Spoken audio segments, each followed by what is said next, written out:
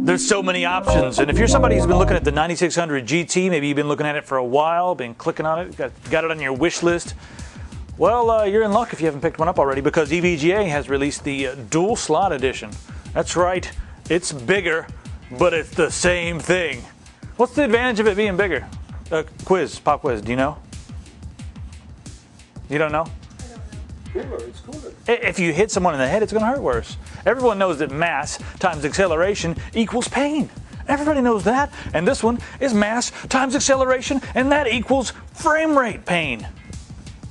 It runs cooler because it's got a nicer fan. And a lot of people who are installing this, and it's going to be their primary card, 90% of the time, I'd say, they're not going to be putting anything beside this. Now, if you're running SLI, you can SLI this unit with the standard single slot 9600 GT, which is really cool. You can run this one, and then you can have the single slot one right beside it. So if you already have a single slot one, pick this one up. It'll keep the heat in your system down, because this one does run a little cooler, and it runs great. I mean, it's a 9600 GT, which is an awesome card. Now, what does this one have, and what makes it so special? It's got 64 stream processors. And the reason that these cards are so fast with their stream processors is because they clock them so high. This one's clocked at 1625. That's the shader clock. Now, the core clock is at 650 megahertz. And also, we have 512 megabytes of GDDR3. It's also a 256-bit card. Now, the memory clock on this effectively is 1800 megahertz. So that's what we're working with here on this card. Similar in specs to the 8800 GT, a few less stream processors. Runs extremely fast. It's the new NVIDIA core, so that's nice as well, which keeps it nice and cool. But having the dual slot cooler does cool it down. Now, how much did it run before? Or what was the temperature? They typically ran around 64 degrees Celsius, which is not that bad at all as it is. But this one, it's a little quieter because they can run the fans a little slower than the other one. And the other one was already quiet, and it runs at 53 degrees Celsius. So you can see there it's 11 degrees cooler than the single slot version of the same card.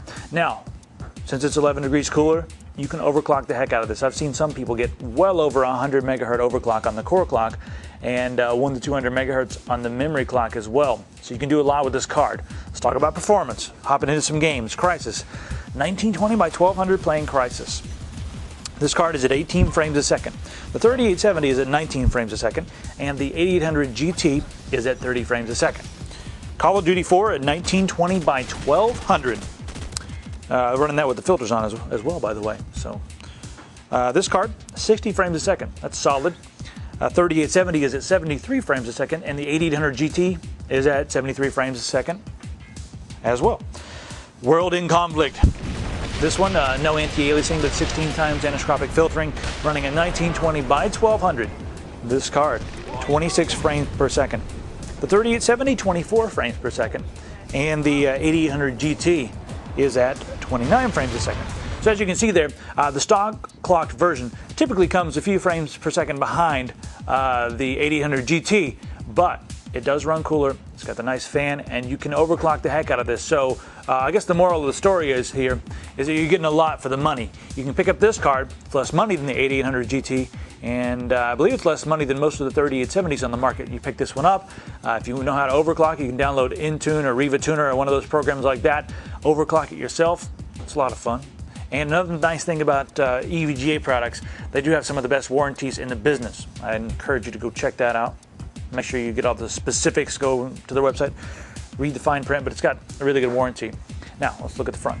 We've got 2 DVI ports right there. You can count them with me. 1, 2, and both of those support 2560 by 1600. We have an S-Video right there as well. And if you want component, well, they've given it to you. You plug it in there to the S-Video, and on the other side we have component. It's wonderful. God, that makes me so happy. I could just do a backflip. Also, some of you guys are still using VGA. They've included 2 of these in the box because they're so cheap to make and wherever they make them. DVI on one side and VGA on the other. They just throw them in there, 2 of them. They could have thrown 10, but you don't need 10. Also, S-Video. You've got S-Video cable in the box. That's nice. On the other side here, we do need one 6-pin PCI Express connector. They recommend using over a 400-watt power supply, so this doesn't require a lot of power. I typically recommend over 500 watts in case you need the extra watts. You know, always. You got this 6-pin PCI Express right there. Plug it in. On the other side, it's going to take up 2 of your Molex connectors. But everybody's got Molex connectors. If you don't have 2 free Molex connectors, then you are crazy. And that's just the verdict. So again, we got the dual slot edition. If you got room for the dual slot edition, it's definitely cooler. And I don't mean cooler in like a sunglasses and ripped jeans kind of way. I mean cooler in like a temperature kind of way. Because that's the kind of cool that interests nerds like us. I just pretend to be a nerd. I'm actually cool, but in the other sense. I'll see you next time.